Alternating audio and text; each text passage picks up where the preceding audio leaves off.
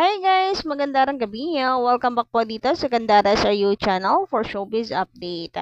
Andito na naman nga po akong muli, nagbabalik, nagmamaganda rin yung katismosang Kim Pao upang maghatid ang latest update at fresh happenings patungkol sa kanilang dalawa. And for tonight's video, ang atin nga pong pag-uusapan ay patungkol dito sa repost ni Kimi sa post po ng ating papi Paulo. So, unti-unti na nga raw pong tumatapang itong si Kim Chiat pinapakita sa mundo kung ano ang meron sa kanilang dalawa or real score between sa kanilang dalawa ni Paulo. But before that, sa mga hindi pa po nakaka-subscribe, nako, i-click mo na po agad-agad yung subscribe button at notification bell para mag-updated at una ka sa mga nilalabas nating balita. Basta po mga balitang may kinalaman po sa Kim Pao, sagot na natin yan. So, una na nga po natin pag-usapan ang tungkol sa sinabi ni Ogie Diaz nitong nakaraan. Alam nyo na rin po ito ng Kim Pao nga raw po ay bagay sa isa't isa. So, nilinaw po kasi niya dito na Kim Pao, talaga siya, Kim Pao fans. Siniship niya si Paulo and Kim. Hinahangad niya na magkatuluyan yung dalawa. Kung siya po ang tatanungin, ay sila na lang kasi bagay silang dalawa.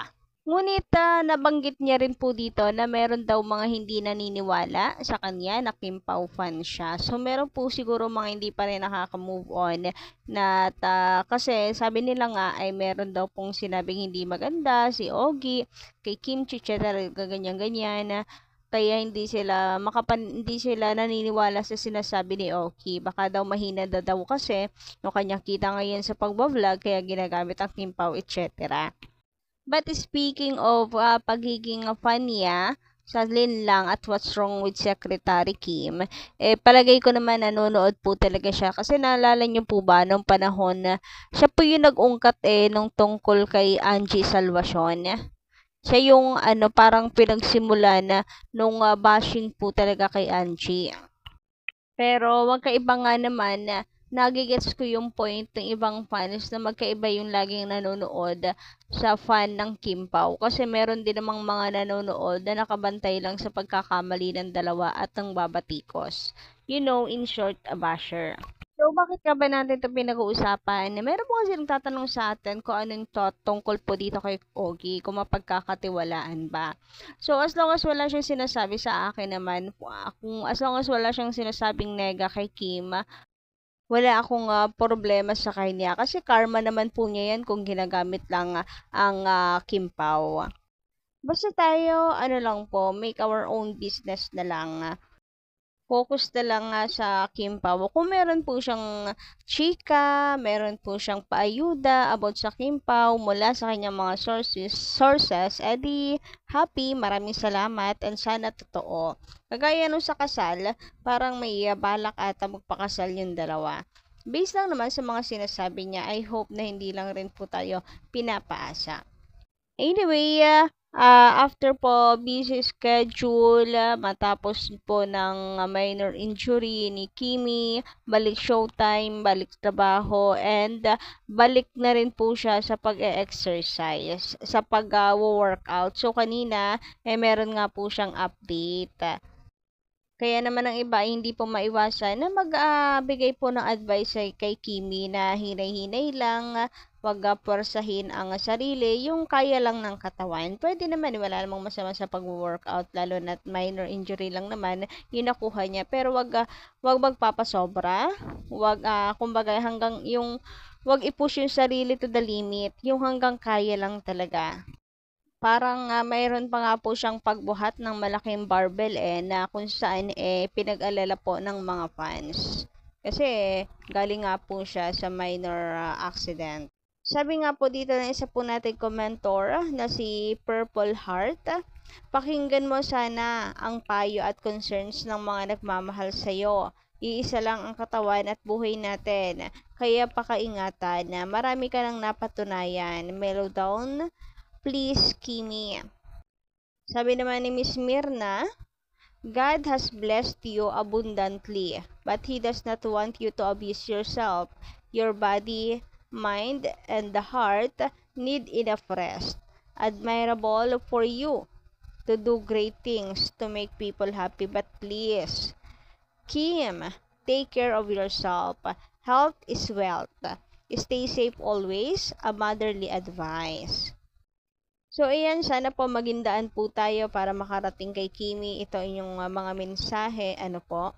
And for sure, kanya pong na-appreciate ang inyo pong pagbibigay ng advice and concern to her. Kasi, isa lang po ibig sabihin niyan na talagang mahal na mahal po ninyo si Kimi. Sabi pa po dito ni Miss Edith Anadonza, magandang gabi. Hello, Kimi. Please naman, pahinga muna. Nag-aalala kami sa'yo. Please, please, please. Take care of yourself. Alam namin na masipag ka, pero pahinga ka muna. Pahinga ka ng kaunting panahon. I love you, Kimi. And you, Kim Pao. Buti nandyan si Paolo Avellino. Proud kami sa'yo. O proud kami kay Pao kasi mapagmahal at mabait at inaalagaan ka niya. Thanks.